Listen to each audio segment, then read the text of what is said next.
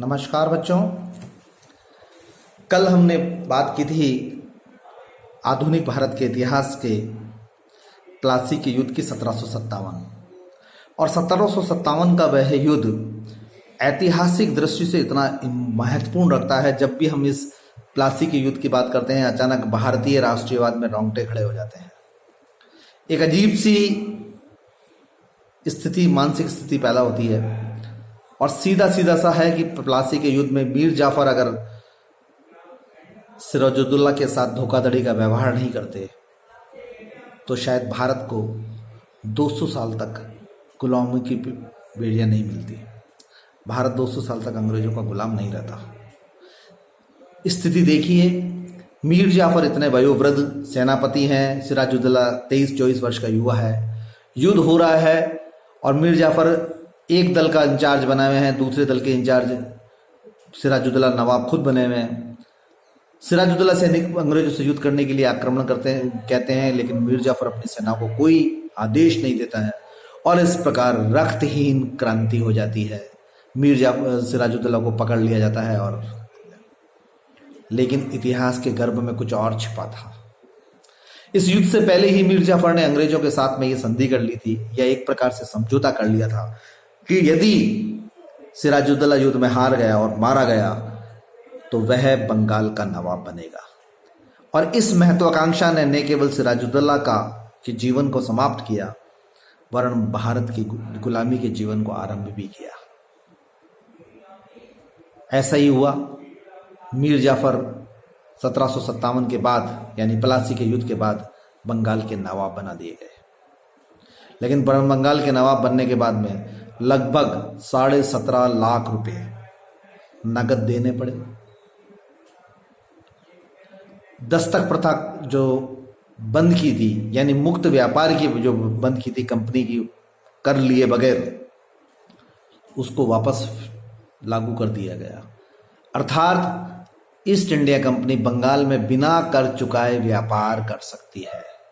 और यह कहा गया कि हम यहाँ के लोगों को रोजगार दे रहे हैं, हम यहाँ की करेंसी को चलन में ला रहे हैं, यहाँ का आर्थिक विकास होगा, तो उस पर कर कैसा? भारतीय संपदा को, भारत के कच्चे माल को खरीदा जा रहा है, भारत के में ही पूर्ण निर्मित माल को बेचा जाने की प्रथा प्रारंभ हुई। और ये कहा गया कि यहाँ के राजस्व किस लिए, यानी आय का बहुत बड़ा भाग अंग्रेजों ने अपने अधीन कर लिया, जिसे उनकी दृष्टि में बचत और भारत की दृष्टि में हानि कहा जाए। स्थिति इतनी ही भयावह नहीं हुई। कंपनी के अनेक कर्मचारी जिनके परिवार के नाम पर लाइसेंस थे, उन्होंने भी मानसिक दबाव देके मीर जाफर से कर मुक्त कर लिया। कंपनी तो हुई जो हुई, पंजीकृत कंपनी तो हुई, वहां के कर्मचारियों का जो है वो भी इसमें हो गया। स्थितियां इतनी ही नहीं रुकी, जो निजी व्यापार था उन सबको हुआ, साथ बंगाल, बिहार और उड़ीसा में भी अतिरिक्त रूप से व्यापारिक करने की अनुमति मिल गई। मुर्शिदाबाद जो राजधानी थी, जहां सरकारी कोष रहता था, वो पूर्णतः खाली होने लग गया। कितनी विकट स्थिति हो गई होगी एकमात्र नकारात्मक समझौते से। और मीर जाफर बड़ा आनंद में था कि उसने बंगाल के नवाब की गद्दी प्राप्त कर ली है। लेकिन आसान नहीं है। योग्यताओं के विपरीत भेंट की भी नवाब की गद्दी के सामने चुनौतियां बहुत थी। हम बात कर रहे हैं बच्चों प्लासी के युद्ध के बाद की घटनाओं के, जहां मीर जाफर नवाब बनता है। प्लासी के युद्ध का परिणाम तो यह हुआ कि अंग्रेज एक बहुत बड़ी व्यापारिक शक्ति निकलकर बाहर आए। और जो यूरोप में सप्तवर्षीय युद्ध चल रहा था फ्रांस और अंग्रेजों के बीच, उसमें उनको मनोबल मिला। अंग्रेज इतना जबरदस्त युद्ध जीता कि फ्रांसीसी, डच और पुर्तगालियों उनसे बहुत आगे निकल गए राजनीतिक रूप से और व्यापारिक रूप से भारत की भूमि पर। अब स्थितियां और आगे बढ़ती हैं। किस प्रकार से बढ़ती हैं कि जब मीर जाफर राजा बना दिया गया, उसने इतना सारा सब कुछ दे दिया, तो उसने सोचा कहीं ना कहीं तो खड़ी पाई लगेगी, कहीं ना कहीं तो विराम लगेगा। लेकिन अंग्रेजों का उद्देश्य कुछ और था, इसलिए विराम लगाना अंग्रेजों के लिए हानिकारक था। वे निरंतर मीर जाफर और बंगाल का शोषण करने में एकाग्र थे। उनको ये था कि जब तक पूर्ण पतन नहीं हो जाता तब तक शोषण कर लिया जाए, किसी भी रूप से कर लिया जाए, और यही उन्होंने किया। मुर्शिदाबाद लॉर्ड क्लाइव सरकारी खजाने को खींचने में लगा हुआ था बंगाल के। जैसे ही मीर जाफर बने अब स्थिति बदली है, प्रॉब्लम आने लग गई। मिदनापुर के राजा राम सिन्हा, पूर्णिमा के अली खां, ये दो जमींदार थे जिन्होंने मीर जाफर को शासक मानने से मना कर दिया। अंग्रेजों ने चुप्पी साध ली, उनको हरी झंडी दी। देखिए आप, खुद ही नवाब बना रहे हैं और जो विद्रोह कर रहा है, नवाब नहीं मान रहा, उनका मौन समर्थन भी दे रहे हैं। बहुत बड़ी बात है ये। इसके बाद एक बहुत बड़ी बात आई कि दुर्लभ राय जो था, बहुत बड़ा सेठ था, जो उन्होंने कई जमींदारों के साथ मिलकर मीर जाफर के विरुद्ध एक वातावरण तैयार कर दिया। और यह कहा जाता है कि ये वातावरण तैयार करने में अंग्रेजों का बहुत बड़ा अप्रत्यक्ष योगदान था। मुगल बादशाह का पुत्र जो बाद में शाह आलम से बना और हम बक्सर के युद्ध में पढ़ते हैं, उसने भी बंगाल पर अधिकार करने का प्रयास किया इसी समय में,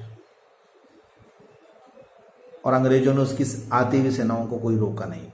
खुद मीर जाफर को उससे समझौता करना पड़ा। एक और बात थी, डच कंपनियों के कुछ व्यापार बंगाल में स्थापित होने शुरू हुए। अंग्रेजों ने इसका आरोप मीर जाफर पर लगाया। यानी ये सारे धुंधले बादल थे, ये सारी समस्याएं थी, ये सारे वो चीज थी जिन पर्दों को मीर जाफर को उठाना था, जिन पर्दों को जो है उनको साफ करना था और एक नई राह स्थापित करनी थी। इसी बीच में मीर जाफर के पुत्र मीरन की मृत्यु हो जाती है। उत्तराधिकारी का प्रश्न आता है, क्योंकि बंगाल में मीर जाफर बड़ा वयोवृद्ध था, उम्र का था 70-80 साल का, तो उसको यह था कि मेरा उत्तराधिकारी तो मैं घोषित करके जाऊं। अब जैसे ही मीरन की मृत्यु हो जाती है तो अंग्रेज ये देखते हैं कि मीर जाफर की समाप्ति कर दी जाए। मुर्शिदाबाद में खजाना खाली होना, राजस्व प्राप्त नहीं होना, दस्तक प्रथा का पुनः लागू होना, अमीर सेठों का अंग्रेजों की तरफ जाना और अंग्रेजों को उनको अप्रत्यक्ष सहयोग देना, ये सब वो कारण थे जिसके जो मीर जाफर के नवाब की गद्दी को डगमगा रहे थे।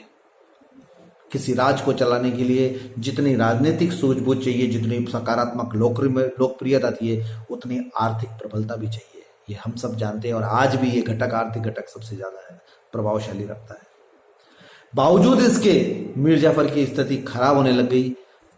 अब अंग्रेजों ने सोचा, मीर जाफर अप्रत्यक्ष रूप से तो खूब कमा रहा है, लेकिन हमें उतनी मात्रा में नहीं दे रहा है, अतः वे मीर जाफर के विकल्प की तलाश होने लगी। और मीर जाफर के विकल्प के तलाश में उसी के दामाद मीर कासिम को सामने लाया गया, और मीर कासिम मीर जाफर को हटाकर 1760 में बंगाल का नवाब बन गया। एक ही परिवार में पहले मीर जाफर सिराजुद्दौला में फूट डालो करा, पहले यूरोपियन जातियों और भारत में फूट डालो का काम किया, अब ससुर और दामाद में फूट डालने पर डिवाइड एंड रूल। ये देखिए आप स्थिति।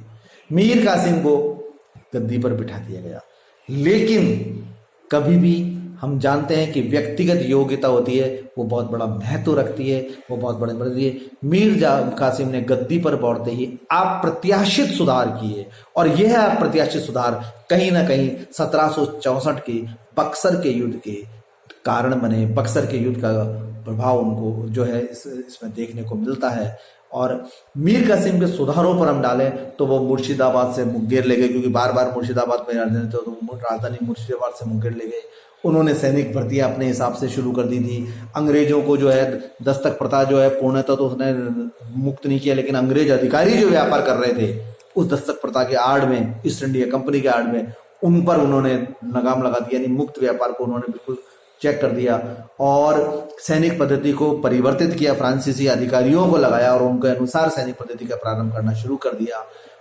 एक और बात जो थी वह ये थी कि मीर कासिम इन सारे सुधारों के लिए अंग्रेजों की सहमति का, उनकी गाइडेंस का, उनकी सूचना का मोहताज नहीं रहा। उसने स्वयं विवेक से, स्वयं से निर्णय लिए, प्रयास भी स्वयं किए, संकल्पित भी स्वयं रहा और कार्य क्रियान्वयन भी स्वयं किया। संभवतः अंग्रेज अब मीर जाफर से भी तृप्त होने लग गए थे और आगे चलकर इसी का परिणाम हुआ कि 1764 में बक्सर का युद्ध हुआ, जो हम आगे अध्याय में पढ़ेंगे। और अब तक मैंने आपको ये बताया कि यूरोप में सप्तवर्षीय युद्ध चल रहा है और बंगाल किस प्रकार मीर जाफर और मीर कासिम के बीच में झूल रहा है, और वह बड़ा इतना विशाल भूभाग, वह आर्थिक संपन्न भूभाग, अंग्रेजों में पैसा जा रहा है, धन निष्कासन हो रहा है, वहां की स्थितियां खराब हो रही है, बेरोजगारी बढ़ रही है, ईस्ट इंडिया कंपनी की संपदा बढ़ रही है, उनके अधिकारियों की संपदा बढ़ रही है और बंगाल के जमींदार और भूभाग कमजोर होते जा रहे हैं।